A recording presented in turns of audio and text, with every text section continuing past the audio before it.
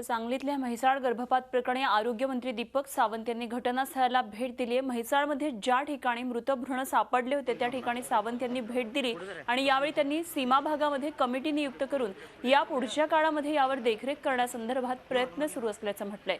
त्याचप्रमाणे आरोग्यविषयक जे कायदे त्यांच्यामध्ये सुधारणा केली जाईल असंही त्यांनी सांगितलेलं आहे। तर कारवाईबाबत सभागृहामध्ये बोलेन असंही त्यांनी यावेळी सांगितलं। याच ठिकाणी खोदकामामध्ये 19 पिशव्यांमध्ये मृत भ्रूण आढळलेले होते। आरोग्यमंत्र्यांसोबत कृषी राज्यमंत्री सदाभाऊ खोत हे सुद्धा उपस्थित होते।